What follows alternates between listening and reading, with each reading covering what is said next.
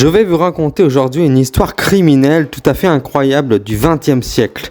L'affaire des tueurs de la pleine lune qui se déroule dans les années 60 et le début des années 80 dans la région de Bergerac en Périgord. L'histoire d'un homme qui ne passe à l'acte que pendant les nuits de pleine lune. Étrange donc.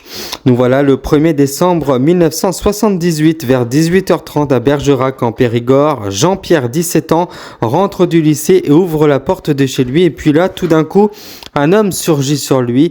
Un homme grand avec une cagoule sur la figure. Il est armé. Alors au début, le garçon pense que c'est une blague d'un copain du lycée, mais très vite il comprend que l'homme ne rigole vraiment pas et que sa vie est alors en danger. L'homme le traîne dans la chambre, il l'attache avec du sparadrap partout, les mains, les pieds et la bouche. L'homme demande au garçon s'il est seul à la maison et l'enfant répond que oui, puis silence radio jusqu'au retour de sa mère. La mère de Jean-Pierre est à son tour ligotée comme son fils, puis le père rentre à son tour. Les voilà maintenant, tous les trois ligotés et bâillonnés, contraints d'écouter cet homme qui ne fait que parler et qui a un accent espagnol. Ses propos sont incohérents. À un moment, il parle de la guerre, puis après, il parle de la révolution, de la fuite, puis il leur dit qu'il veut une voiture et tout de suite, avec de l'argent. On a comme l'impression qu'il attend quelqu'un, mais non, il leur dit qu'il a faim maintenant. Alors il ouvre le frigo et rien ne se trouve là-dedans, alors il se sert, mais il n'est pas vraiment content puisqu'il ne trouve rien de ce qu'il voudrait. Voilà 6 heures qui se sont écoulées et ils sont terrorisés et ils se demandent ce qui va leur arriver. Et puis ils entendent la porte d'entrée s'ouvrir et plus rien, silence radio, l'homme s'est barré. Alors le garçon parvient à se détacher, il sort de la maison, fait le tour de la maison pour vérifier que l'homme n'est plus là. L'homme a foutu le camp. Après avoir réclamé une voiture, eh bien il est parti à pied finalement. Il a volé un briquet et une montre et c'est tout. Mais alors que cherchait-il? Que voulait-il à cette famille surtout? À cause de son accent espagnol, les gendarmes expliquent la piste d'une organisation terroriste basque-espagnole, la ETA, mais cela ne donne rien. Les gendarmes font également le tour des Espagnols de la région et ne trouvent rien non plus. Alors finalement, l'affaire est classée sans suite.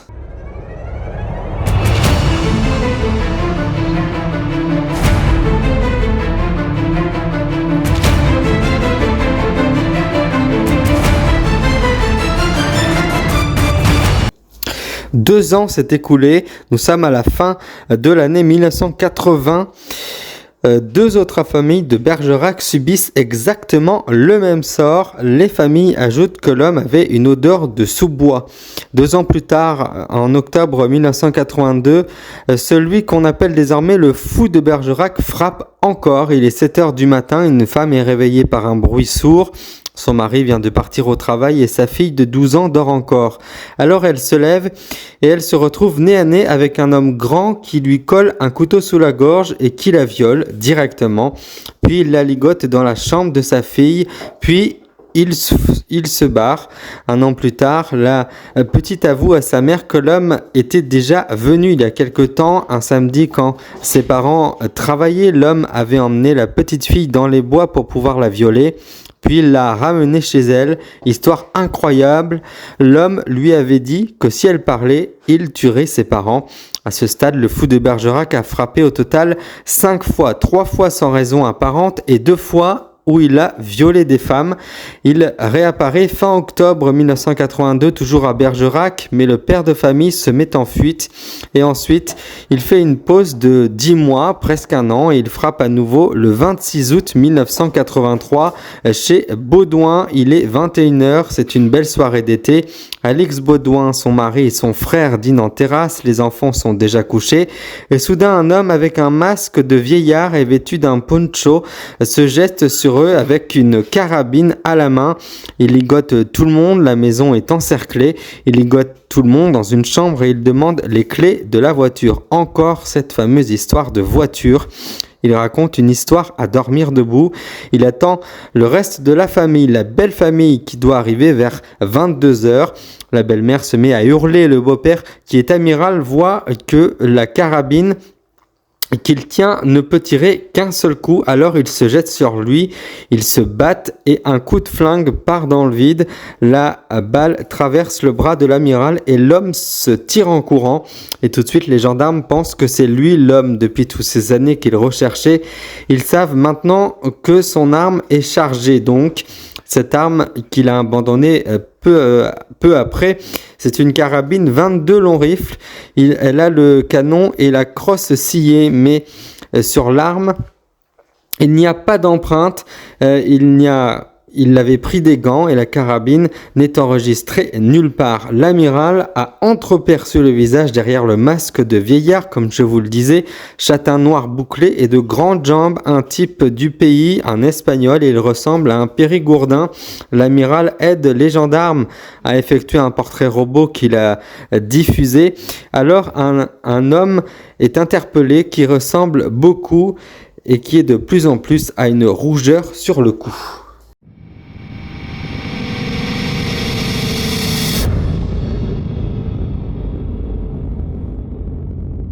4 mois plus tard, en décembre 1983, le fou frappe encore. Marie-Ange et son mari dorment encore mais sont réveillés d'un coup par une voix.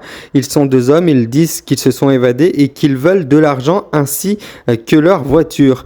Encore une fois, pour la 3e fois, la voiture, et il revient 1 mois plus tard, le 24 janvier 84, pas très loin de Bergerac. Il est 17h30, Gaël rentre du lycée, c'est l'hiver, il pleut et l'homme a déjà planqué depuis dans le garage. Il est armé, encore son fusil, mais il ouvre la porte, il lui saute dessus, l'entraîne dans sa chambre et l'attache, le ligote et le bâillonne.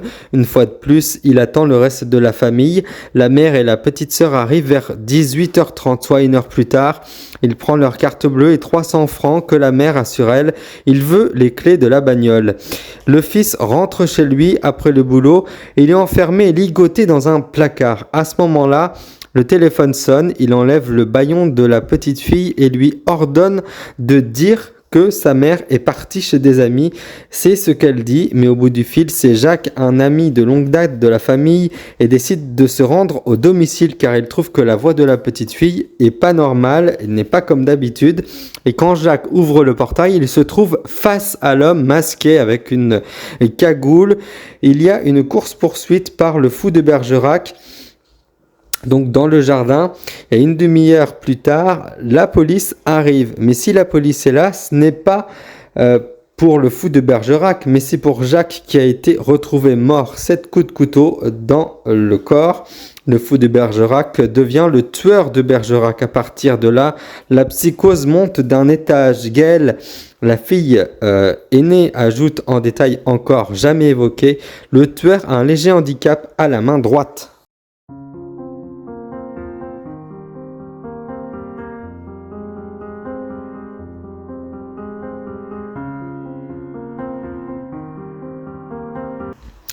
La suite de l'histoire ressemble à un délire, mais pourtant, c'est ça qui va tout changer. La scène se passe au commissariat de Bergerac. Les gendarmes inscrivent chaque agression sur un grand calendrier en carton et se rendent bien compte que chaque agression se passe au moment de la pleine lune. Étrange.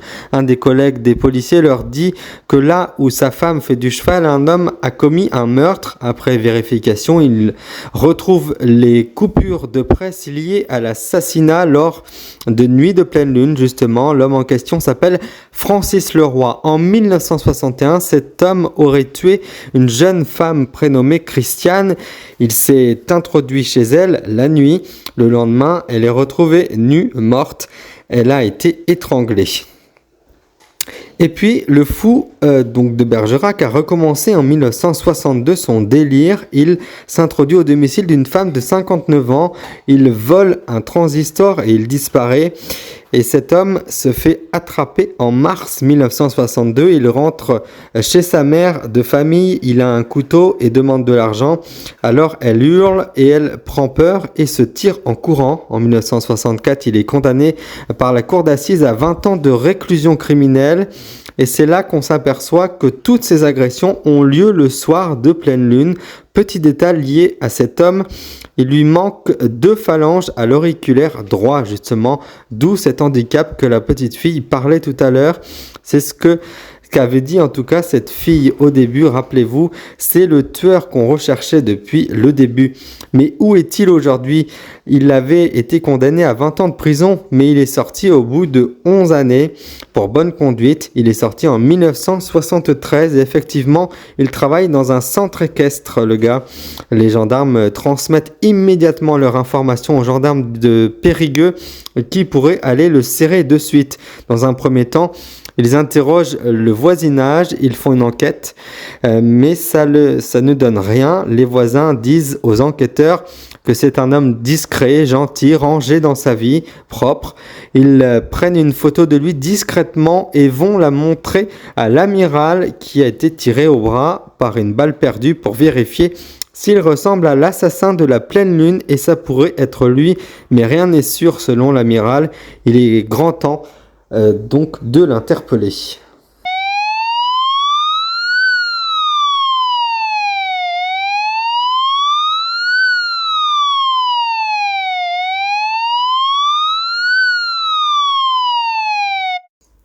Un noir soir, il rentre chez lui avec sa compagne. Dès qu'il sort de la voiture, les gendarmes lui sautent dessus. Il ne résiste à aucun moment. Il est même très calme. Il se laisse fouiller les poches. Dans sa sacoche d'ailleurs, les gendarmes découvrent une carte bleue du nom de son avant-dernière victime. Et dans sa maison, il tombe sur le calendrier. Ce fameux calendrier à la date du 24 janvier. Il est écrit Francis absent. Et c'est évidemment sa compagne qui a écrit cela. Et elle confirme que ce soir-là, Francis n'est pas rentré au domicile conjugal. Il n'y a plus de doute maintenant, c'est bien lui le tueur. D'ailleurs, les gendarmes l'emmènent chez ses parents à la ferme, plutôt chez sa mère, et dans une chambre sous le lit, il découvre un morceau de crosse de fusil et là, le gars s'effondre. En garde à vue, il balance tout, il avoue les séquestrations, les viols et raconte en détail le meurtre de Jacques. Il dit s'être défendu. Le lendemain, il est présenté à un juge d'instruction devant le tribunal. Il y a des centaines de personnes, on le traite même de loup-garou, on veut sa tête. Devant le juge, il bute sur le pourquoi. Sur le moment, il ne sait pas, il n'a pas d'explication. Plus tard, on parlera qu'il était envoûté par des forces occultes et que son goût depuis tout petit pour le paranormal était bien présent. En attendant, il y en a une qui ne peut pas croire et qui ne veut surtout pas croire qu'il est coupable et qu'il est capable de tuer. Une qui le couvre comme une louve depuis toujours, c'est sa mère. Et là, la clé est bien là pour comprendre le type. C'est bien elle, c'est sa mère, Francis Leroy, née en 1940 en pleine guerre la veille de Noël, et à ce moment-là, son père est prisonnier en Allemagne, et quand le père rentre de captivité en 1945, la mère ne lui laisse aucune place auprès de son fils. C'est le fils à sa maman, un point c'est tout. Et pourquoi ? Eh bien, parce que c'est comme ça, a-t-elle annoncé aux enquêteurs. Et pour vous dire à quel point elle le couvre, 100 mètres les séparent seulement de leur lieu d'habitation. Plus tard, d'ailleurs, à 15 ans, quand il commence à sécher les cours, elle lui signe tous les mots d'absence sans broncher dont il a besoin. Et donc, en 1973, quand il sort de prison, il rentre chez sa mère qui, entre-temps, a acheté une ferme à Bourdeuil. Il reprend sa place de fils à sa maman et elle se remet à le couver. Il n'a même pas d'argent à lui alors qu'il travaille à la ferme, il accompagne des randonnées à cheval, il n'a que de l'argent de poche passé 40 ans. Ce n'est pas logique. Et quand il veut présenter une fille à sa mère, ça n'allait jamais, soit elle était trop vulgaire parce qu'elle fume, ou parce qu'elle était trop ronde, ou parce qu'elle était trop maigre, ou qu'elle parlait beaucoup trop, etc., etc. Ça n'était jamais celle qu'il lui fallait. Bref, il était étouffé par sa mère, trop couvé, alors il se refuge petit à petit dans le paranormal et dans l'occultisme, le vaudou. Pour lui, le terrain était alors favorable.